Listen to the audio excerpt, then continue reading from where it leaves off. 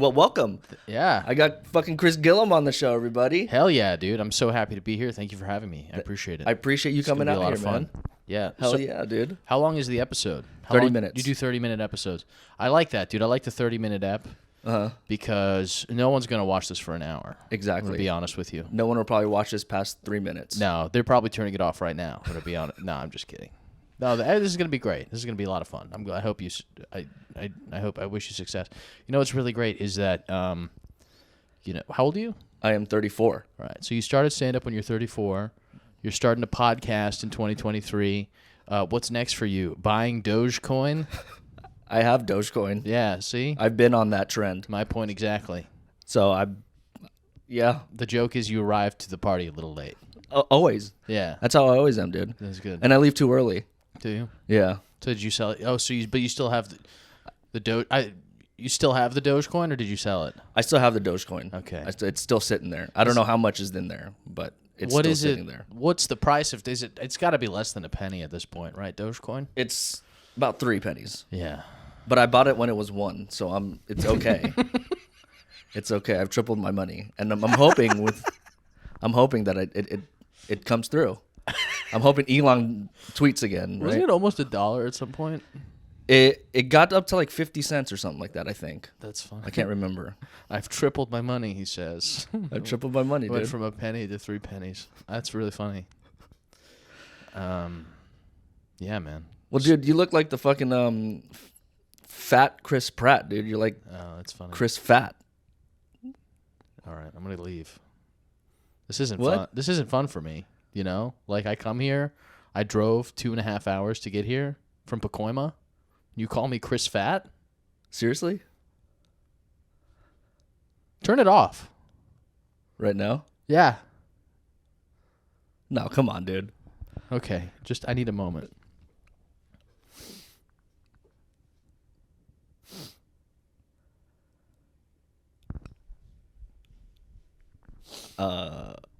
I notice you have 2 cats. They're very thin. How are you going to have them for dinner? No, I'm just kidding, man. It's all in good fun, right? All in good fun, dude. Yeah. All in good fun. I apologize. It's okay. Anyways. Well, this is awkward now. Yeah, that's very awkward now. Yeah. You're from the Philippines? No, my parents are from the Philippines. Where are you from? I'm from Hawaii. Born in Hawaii and then raised in That's Vegas. interesting. That's interesting. Yeah. Because the Philippines are Southeast Asia, right? It's an island off Southeast Asia. It's an island, but I don't know, dude. Like for the past couple of years, I've always put Asian when I do any paperwork, Me right? too. But I do. What are they gonna say? You don't look Asian? That's racist. but lately they've been what's it called? Like Pacific Islanders is what I'm supposed to be putting, which I have. I mean, it's whatever, dude. Like I have no preference. Like Yeah. I'm Asian. Yeah. I thought throughout my whole life, you know, and you too. I'm quarter Asian. Are you really? Yeah, I'm quarter Japanese. Get the fuck out of here. I am. Yeah, I actually see it in the eyes now. That's what that's what everyone says. Yeah. Also in the penis. If you want to see that. No. But yeah, I have a grandmother who's well, she's since passed away, unfortunately, peace be upon her. But yeah, she was full Japanese when she was alive. No shit, dude. Yeah. Full Japanese when she was alive. What is she now? She's a spiritual entity existing beyond this realm. So devoid of all ethnical and ethnic and Oh, I see. Yeah. She's one. she is one. She is one. One with the universe. Yeah, dude. Yeah. Speaking of which, you do any drugs? No. No? No, I'm sober. Good for you. Yeah, You've man. always been sober? No. No. No. I've been sober for almost 3 years now. Good for you, man. Thank you. What was the choice? Why? It's just a blast every day, you know. It's just I thought I was having not enough fun. No. What it was, I just had a problem, you know. I have the allergy, they call it, with alcohol. And drugs and you know, I had some problems with that. So I just, you know, during the pandemic, I just decided, you know, enough was enough. That was good, dude. That's really good. Because usually that's, in my experience, that's when I started it all up again. You know Yeah. what I mean? Right when the pandemic hit, I had nothing else to do. Yeah, man. got pretty bad. Yeah. Got pretty bad during the pan. That's wild, dude. So that was your vice then, the alcohol, the devil's juice. The devil's pussy juice. That's right, man. I did. Is this? Can we curse here? I mean, yeah. Well, like I'm not. it? It's not like I'm gonna fucking get paid on YouTube from it. You know what I mean? You never know. This could blow up, man. I'm very popular on the tube. Are you? Yeah. For real? No. Oh. Dude, I fucking yesterday. Speaking of which, yesterday, Jesus, how bad was that for me, man? It was like my first time on the mic. What happened? I fucking did the improv mic. Yeah. Yesterday, that was bad. Well, it's business as usual for you. Yeah, true. Very true. Very true. No, I'm just kidding, man. You know what it is, dude? You're two in your head. That's what it is. So let's talk about you, man. Why did you want to do stand-up? Why did you want to do comedy? I've always been interested in it. It was one of those things where it was something I wanted to get into, and a few years ago, I was actually prepared to do like my first open mic or whatever, and then I was sitting in, and then I just got too nervous, too much in my head. Mm-hmm. You know what I mean? And then I started working in film, and I was like, oh, I like the behind the camera stuff because I can be comfortable there now and be creative. You know what I mean? Which is weird because like in high school and stuff like that, and even throughout my 20s, I was always just out there and just always myself, you know. And I like making people laugh. Mm-hmm. And then this year, just, you know, the whole strike thing happened. Yeah. Wasn't getting any jobs really. And then I was just like, well, if I'm going to do it, I'm going to do it now. So technically, and I did it before my birthday. So technically, I was 33 when I started. Oh. Yeah. Oh. You got best shot as anyone then. Yeah. Yeah. We'll see. I mean, no one is going to get famous doing stand-up. Basically no one will have a career doing stand-up. In a way that they can support themselves, nobody. Yeah. I'm telling you. That's why I started the podcast, man. Yeah. I mean, even, you know, when you really analyze like the business of it, there's no money to be made. Mm-hmm. No money. Absolutely no money. I mean, for years, right? I mean, you'll just be doing like break-even gigs on the road, opening for people who probably don't get paid much. Right. Producing your own shows. Everyone's like, I want to produce my own show, but I want to pay the comics. It's like, well, which one is it? You know what I mean? Yeah. So, I mean, yeah. How long you been doing this? A year. A year? Yeah. Okay. Why'd you start? You know, I have a very deep-seated, unhealthy need for attention. Fair enough. And that it's kind of, you know, that's why everyone does stand-up, really. No, true. You know, I have kind of a cynical view about it because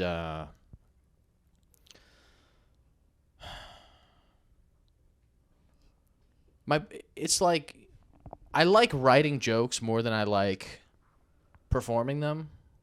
And I've written a few jokes for people, and I get more satisfaction out of watching them do the joke that works than doing it myself. No kidding, dude. Yeah. Really? Yeah, 100%. So I think I'm gonna be like more focused in kind of a writing direction. Was that something that you when you started you had in mind, or was that something you thought of while you were going through your journey? No, when I started, I was like really serious about doing stand-up. Right. And then, you know, I just kind of like have, you know, it's just some personal issues that stop me from sort of like standing up in front of a bunch of people and kind of like performing. It just seems kind of too self-congratulatory, a little too self-celebratory to sort of like, hey, everyone, look at me. It's kind of fun in the moment, you know? Yeah. Like, especially if you have jokes that work. Yeah. You do something spontaneous and everyone laughs. That's kind of like why I started. And, you know, I was always kind of like entertaining. I mean, everyone who does stand-up will tell you the same story, basically. Like, I was always funny in school and I was entertaining people. Yeah, true. Very true. Yeah. So it's not unique in any way. But, I mean, seriously. You know, interacting with other comics is kind of exhausting because, you know, you see people like, I mean, you're cool, right? And then, you know, people who, you know, I mean, you see comics like Robin Williams and, you know, just basically the greats. And I was like, oh, they were always on. They were always funny. And they were always funny. And I feel like there's sort of a pressure or like an unspoken agreement that people have socially that like, oh, I always need to try to be funny. Right. And it just gets exhausting. Yeah. I feel that. I definitely feel that. Yeah. Because on the inside, you're just never that fucking happy every day. Yeah, really. Every second of the day. I know. Right? Yeah. Yeah. And my humor kind of comes from a place of anger because I sort of developed being funny as kind of a defense mechanism.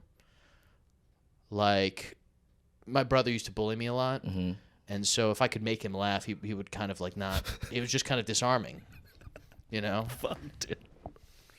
I remember this one time when I got in a lot of trouble, and my mom was like really upset with, like, really, really mad, and she was like, listen, like, this is really bad news. Like, this is really, really bad.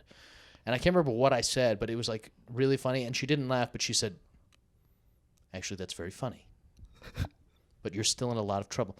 And so, No fucking way, dude. yeah. So if I'm like, It's kind of a funny bit. I'm not gonna lie. oh, okay, Yeah. cool, thanks, man. Yeah, but when I'm really pissed off, I get really funny. You know? What the fuck? That's wild. I know. That's really wild. Yeah. But I also like, it's like two in the extremes, right? Like when I'm really pissed, I can be really funny, and then here's another thing, Jesse, is that when I'm really angry, people laugh, and I'm not trying to make them laugh. Like, me being really pissed off and like trying to be seriously angry is funny to a lot of people. That's fucking wild. I dude. know. Yeah. So how do you handle that? Because sometimes if I'm angry and then someone laughs at me while I'm angry, I get even more fucking pissed off. Yeah. You know what I mean? So I know. Well, it's always been like that. It's always been like that. So, because I was bullied a lot, right, like growing up, just there's hundreds of reasons why, right, and so I would understand that over time I would understand that the effect me being angry had on people. So I just kind of went with it because it's better than laughing. I mean, they were laughing at me, but at a certain point, it's just kind of like, well, you're laughing and it's less ridicule. It's more of like, hey, you're smiling, so hey, it must not be that bad, right? right. So, yeah. That's crazy, dude. So I guess when you're just at your funniest, you're just pissed off. Well, and then there's the other end of the spectrum where I'm like in a really, really good mood and very happy, and I can just kind of, it's before sort of a playful attitude. Mm-hmm. That's kind of what I'm trying to cultivate now. It's just kind of like a playfulness. Yeah. Because when you're mad and you're angry and it's pretty clear that you're angry, it's kind of not fun for everyone. Yeah. Absolutely. Right. And you just talk about, in my experience, you notice that you just start talking about just random bullshit that doesn't make, and that you're maybe opening up too much. Yes. Yeah. You can definitely overshare. Yeah. And that's where it gets dangerous. We've all seen that. Yeah. Honestly, yeah. It was funny because I saw this one comedian opened up, and you could tell this person was uncomfortable, and you just saw, and this person's usually fucking funny, dude. Yeah. He kills it, but it happens. It happens. I do it all the time. Yeah. And not like I know anything about this shit. Well, that's learning. We're all learning. Yeah. You're all learning. And there's this huge trap you can fall into of like, hey, here's what I think about stand-up comedy, and here's what you should do, and here's what you shouldn't do. Yeah. Especially in like the early few years of doing comedy, because then, this is on, dozens of people are going to watch this. If not, 5 or 6, if not dozens. So you don't want to pin yourself down to having that opinion, and people are going to see you, and it's just a mess. Yeah. 100%, dude. You say you want to get into writing. You've been writing anything? Like, what do you like to write? Like stand-up jokes? Do you like to write TV, movies? What do you like to write? Jokes. I mostly write jokes. Okay. I like, I want to, write screenplays, do adaptations of books into screenplays. Cool stuff, Yeah. It's kind of interesting how I was having this thought the other day, how Quentin Tarantino is kind of like a very popular writer-director, but he ripped off his first movie, Reservoir Dogs. You know that? How? How so? It's just another Japanese movie, but with a different ending. Really? Yeah. Yeah. Well, he's inspired by a lot of right. He sort of homage. He picks and chooses, like in the same way that George Lucas sort of picked and chose different things. But this is a very much a one-to-one like shot for shot almost. Are you serious? Yeah, like that? Of another movie, and he just changed the ending. Reservoir Dogs, really? Right. And how it played out too, like the everything. flashbacks. And everything. Oh, everything. What, everything. What the fuck? Do you know what? I forget what the movie's called, but my point with that is we could probably pull it up. Jamie, pull it up. Yeah, pull it up, Jamie. Wrong show. Go ahead. Yeah. He's high. He's high. Yeah. But my point really is not that everything that you think is good sucks, right? Or is a ripoff. But like there's this really great documentary that I recommend to everyone. It's called Everything is a Remix. And they're constantly, the guy who made it is constantly updating it with new examples. But basically, like, there's 3 stages to creativity. The first is to copy. And then the second one, I'm not intelligent, so you have to excuse me. But, like, the first one is to copy, basically. And by copying, you learn what works. Right, exactly. And then if you do that enough, you'll start to have your own ideas and your own voice will be influenced on that. And then it's just to create your own. So that's how what film was, you know what I mean? Yeah. And that's why it makes sense that Tarantino did that, because I know what his process was that he would just watch a movie, write the script out, and then just change a few lines, and that was his process in the beginning. Really? You know, yeah, that and like when he was like poor working at the video shop, all that stuff. But that was just his process, and you know, I tried to stay away from that for a long time, and then once I started doing that, I felt like I started finding my voice in terms of the film. What? I'm just kidding. Yeah. That's good. So did you go to film school? I did, yeah. And then I started PAing. And then You started what? PAing, like I was a production PAing. assistant. Yeah. And then I was just working on TVs and some independent movie stuff. Yeah, it was fun. It's just long hours, dude. Yeah. Long hours. 12 hours, right? Sometimes more, dude. Really? My first show, we were going 18. Oh, wow. We had the 21-hour day one time. Damn. Yeah. And then, you know, it is what it is. You know what you're getting yourself into. You know what I mean?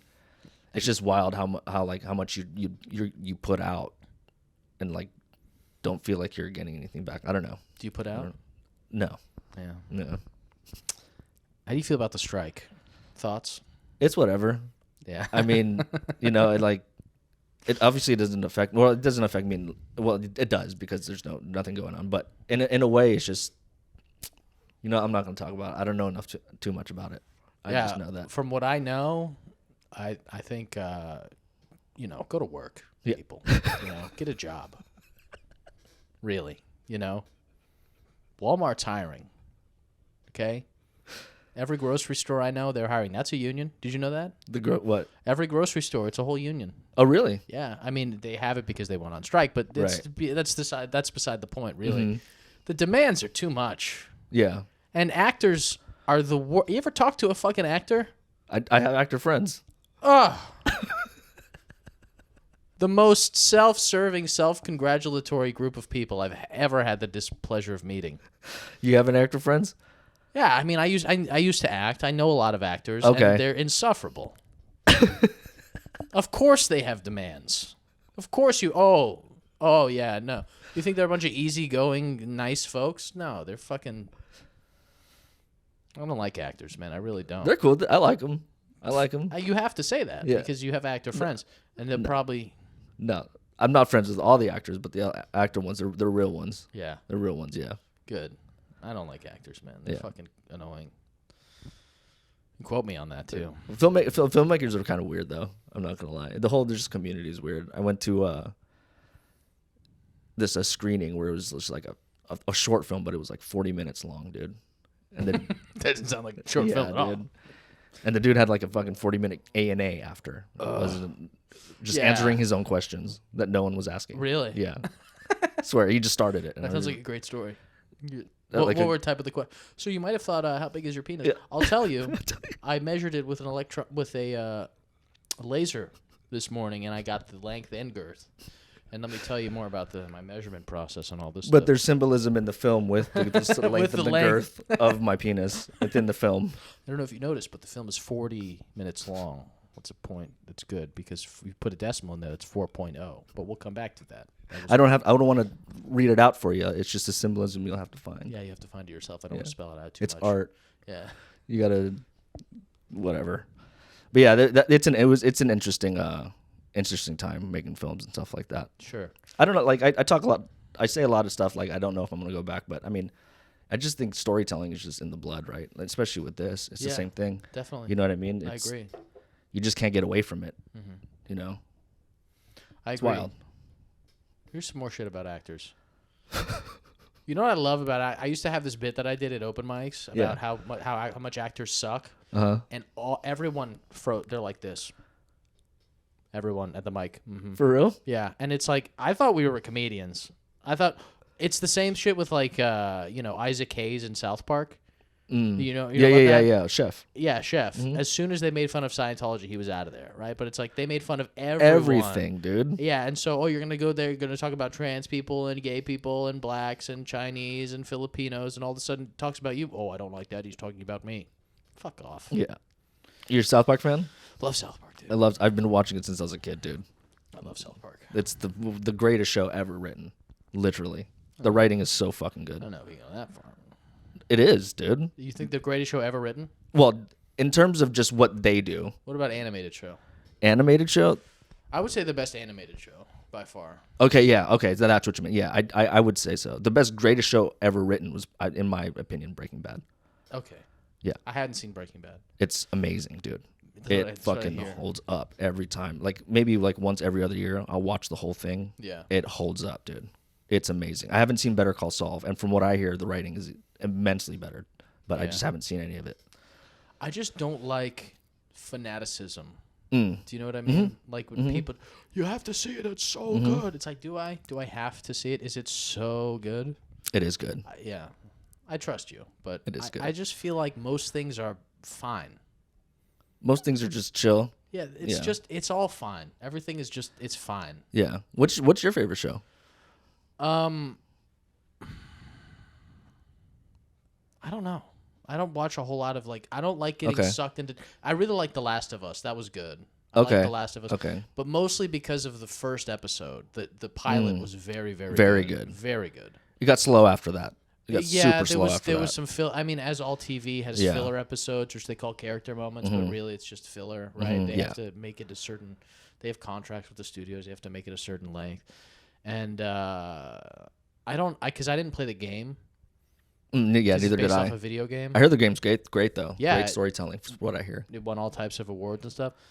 But yeah, I didn't watch the game. I didn't play the game. They say that it didn't follow the story of the game very well, or they left a lot of stuff out, whatever. I don't know, but You a big gamer? I used to be. Yeah. I had to give it up. Yeah. I was like, what the fuck am I doing with You my get life, obsessed dude? with it, dude. Yes, that's why I don't like the obsession, the fanaticism.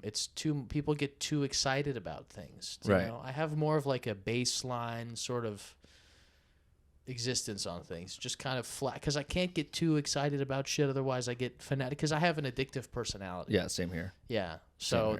that's why I stopped drinking, stopped doing drugs. I really just do like caffeine now. Dude, it was bad. It was bad, honestly. Like if you ran into me 4 years ago, 5 years ago, weed, cigarettes, alcohol, so occasionally like a little, little cocaine here, a little cocaine here and there. Little book sugar. Yeah, a little booger sugar for drinking to get the booger sugar going. We're having Even things out a bit. yeah, get a nice even keel happening. But yeah, and so ever since then, it's just I get excited about doing things, not consuming things. Ah. Do you see the difference? Yeah. Yeah. Was that something that you did? Like, Well, it's just a natural process of what happens when you eliminate all of the external stimuli. In my opinion, Right. Right. Like when you stop drinking, the enjoyment, the excitement has to come from within, as opposed to coming Right. externally. Right. So True. you have to create something, you have to do something, you have to make something in order to feel good about yourself. So like if I don't do a little bit of writing, a little bit of stand up, whatever, every day, I just don't feel good. I don't feel like I've had a good day. If I don't exercise, right, Yeah. you can tell I'm in great shape. But yeah, I just don't feel good about myself, Mm-hmm. So that's basically it. That's wild, dude. That's wild.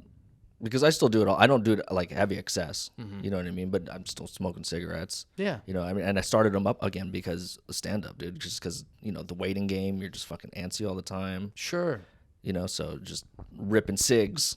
Just ripping cigs, bro. Ripping cigs, dude. Hey, if you need me, I'll be outside ripping some cigs. Okay. Ripping cigs, Oh, fucking shit, checking your man. watch. Dude, you ever what else do they call cigarettes? What do they call them? Stogies? No, that's like a Stogies cigar. are good bones. Bones. Ripping the bones. Ripping the bones. Dude, yeah, that sounds kind of gay. Sucking bones, bro. Sucking bones. If need be, I'll be sucking bones. Sucking bones and kissing people on the lips. Nah, yeah, sucking bones is fine. Yeah, Stogies is whatever, that's your journey, man. Yeah. I don't tell people what to do. I don't say, if I'm have an intimate partner or something, I'd be like, listen, Yeah, you're a fucking yeah. piece of shit if you smoke. How old are you? 29. No kidding. Okay. Yeah. I thought you were younger. Not gonna lie. Yeah, I have a baby face. Yeah, dude. I have a It baby helps. face. I have a face for the pedophiles. Oh my fucking God. Yeah. No, if I shave, then people, I look a lot younger. That's true. And especially because I'm a little portlier, I look even younger. Portlier? Portly, it's a name for being fat. I've never heard of that. No, Portlier. portly. Well, portly is fat. Portly. He's portly. You ever heard portly? No, I've never heard that. No. It's a good word. I like throwing it around. I like that. It's very sophisticated. Yeah. It sounds like you can't trigger anyone with portly. I'm a sophisticated fat ass. Yeah. You know what I'm saying? I keep my shit on lock. So you've been doing this for a year. I just want to get in just a little bit before we run out of time. Yeah. It's a shame it's a half an hour. I'm having a lot of fun. Same here, dude. Yeah. Same here. Honestly. You gotta come do my podcast. Yeah, I'm down, dude. I'm down. Yeah, man. Whenever you want, dude. It's good talk. Yeah. What do you do on your podcast? We just talk about nothing. Yeah. Just kind of just riff. You just riff, dude. Just let the riff juices flow. There you go, dude. I call it the Riff Dojo. I like it. We have the Riff Dojo. Is that your Come in place? There. Yeah. Okay. Come in there. We just riff, dude. Yeah.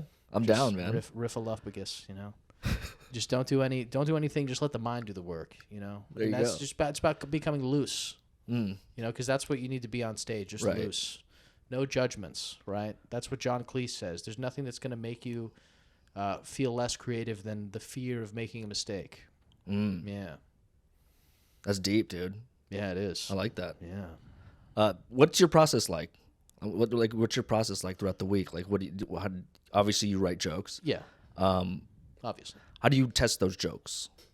Yeah, I copy most of my process, the base level of it, and obviously I've added some things from Jerry Seinfeld. Oh, He's one of my personal heroes. Just basically, it's the back and forth between the notepad and the stage. The notepad and the stage. You write, you think something's funny, you get feedback from the audience. Think something's funny, you get feedback. You change and tweak, mm-hmm. and then you're only going to figure out if a joke is good with repetition. right. And you have to get to a place where you've internalized the material. You're not reading it, Right. and Yeah. you're performing it. Right. It's not like, I'm gonna read this. This is, and basically it's just kind of like operating a perspective of, it's tough to get there, but you just don't judge yourself and don't judge other people, because that can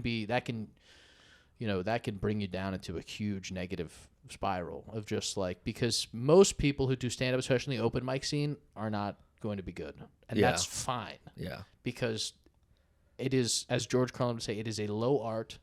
It is an art of the people. Anyone can do it. All you need, sometimes you don't even need the $5. There are free mics. Mm-hmm. You just need to there's no barrier of entry. You go to mics. The first mic I ever went to, there was a guy handing out lighters to people. And like, he just filled this room with an undetectable gas, and we're going to get all blown to shit. I swear to God. And he was like dancing around. He was like, I'm a weirdo. And he was like tap dancing his feet. And he's like, hold the lighters up. And so it's like, anyone can do it, right? And it's all equal. It's all equal because we're all in the same place. We're all doing an open mic. Yeah. Don't compare yourself to other people. Worry about you, right? And that's the biggest thing, Yeah. because you can have a death by comparisons, man. And the worst part about it is you're doing it to yourself. Mm-hmm. No one else is doing it to you. Obviously, you have to have standards for yourself, right? You have to push yourself, because you don't have a boss. You're your own boss. Exactly, You're completely at the wits of your own merits. Mm-hmm. So, have standards, set goals for yourself. Say, I'm going to write for this length of time. I want to write this many jokes today. Drew Carey, right? He's like, I wrote 10 jokes a day for a year, and that was my system. And then if you write 10 jokes a day for a year, you will be way ahead of anyone, right? That's very true. Yeah. Shit. And the joke is just doesn't have to be funny. It can just be it just needs to follow the setup punchline thing, right?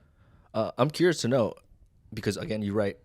How much of the stuff do you actually do that you write? Because I'll find stuff that I think is funny and I'll write it down. Yeah. And it's not funny at all, and I won't take it to the stage.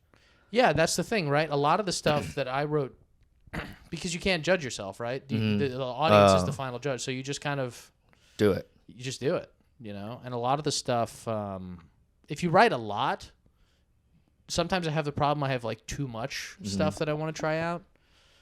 So that's an issue also. But once you do it for long enough, you'll kind of develop a sort of an eye for like, okay, this probably won't work, and you kind of have like a, you have a hierarchy of stuff that you want to do. Like you have what do you call it? It's just like the one that you want to do more than the others. Yeah. Yeah. Yeah. You rank them. Yeah.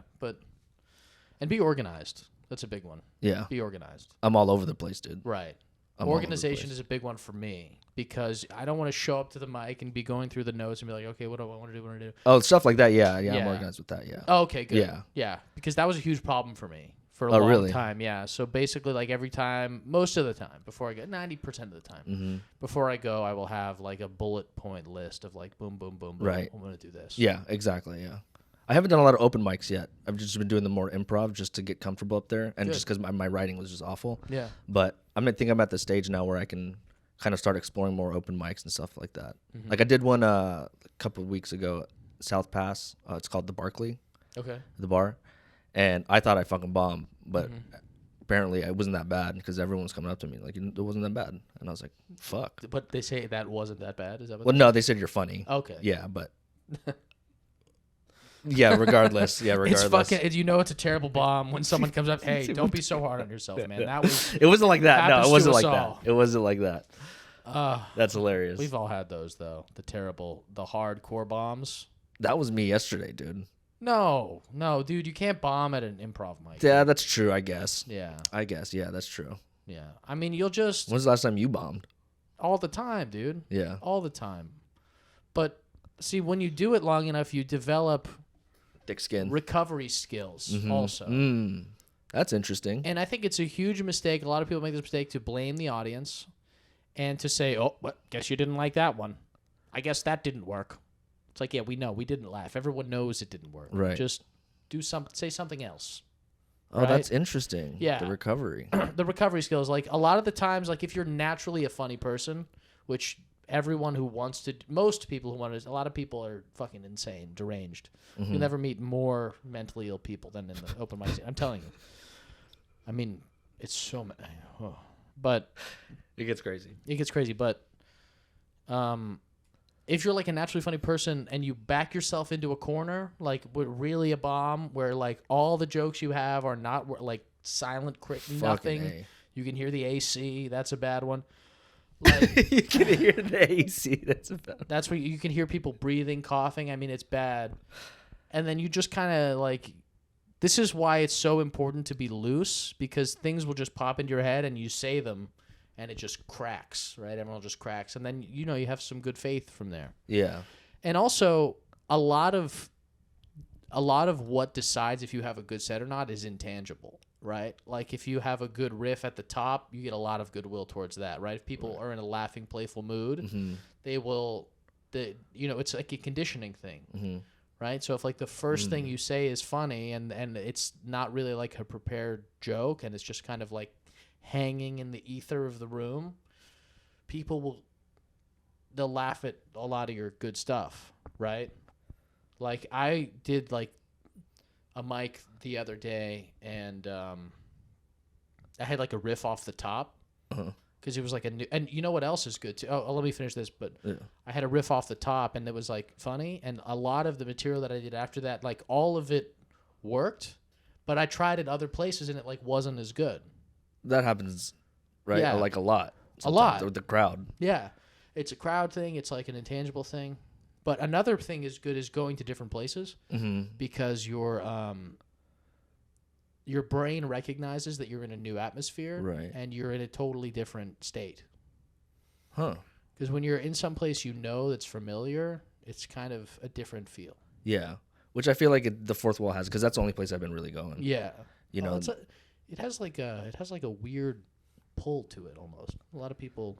it's crazy how when I first started, the one in Hollywood, that one was cool, but and then the one in NoHo was like a dark hole. Like there was nothing. Yeah. You couldn't make anyone laugh. And now, like I feel like last week, in the past couple weeks, it's been a little bit more loose.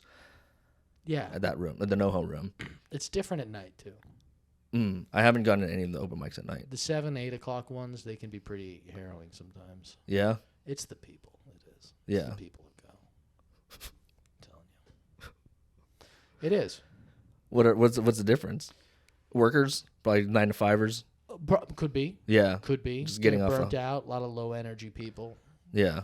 It's basically like if you could imagine the exact opposite of a crowd that has paid money to go to a show to laugh, it would be low energy open micers, basically. Yeah. Yeah, I mean, to get these people, I mean, they're damaged people, right? We're damaged people. So to get them to laugh, you have to be like, oh yeah, I raped a cat and then I, ate it, and then I feel, and then the best part was that it had a cream filling of my semen or something disgusting like that, and people are like, oh, that's the funniest thing I heard. You know what I mean? Yeah. Because they've been, chopping lumber whatever the fuck, these are, Yeah, that's true. 9 to 5ers, dude. Yeah. Well, on that, dude, I've kept you a little bit longer. Oh, I'm sorry. But, dude, no. I appreciate you fucking talking and coming over today, man. This is great. Thank you for having me, man. This was a lot of fun. This is great, dude. Yeah. Tell my 5 followers where they can follow you and stuff like that. Okay, you can follow me on Instagram at Chris Gillum Show, and that's basically my online presence as of now. Yeah? You don't have a YouTube or anything like that? Don't have a YouTube. I was banned for being fat. They said it's fat phobic how fat you are. No, I don't have a YouTube right now, but I'll get one. Yeah. I'll get You one. should, especially if you have a podcast. Yeah. Should. Get a YouTube cooking. Get a Twitter Spaces is the new thing now on Instagram. Yeah, Threads. Threads is what it's called. Threads, Yeah, yeah. which everyone hopped onto that bandwagon a little too quick. Do you know what I mean? It feels like they went and then they came back. Yeah. And then like there's nothing going on over there anymore. They heard about a new social thing and they hopped on it. Like all these people would have been Nazis, is my point. You know what I mean? It's like, hey, there's a new social thing happening in Germany with all the children should go, and I'd be like, oh my god, I'm totally there. Can I link it to my Instagram? You know what I mean? All of you fuckers who joined Threads immediately would have been Nazis. That's my point. Well, on that note, I guess I would have been a Nazi, man. Yeah. Thank you, Chris. All right, Appreciate man. you, brother. Thank you, dude. Thank you. That was fucking fun.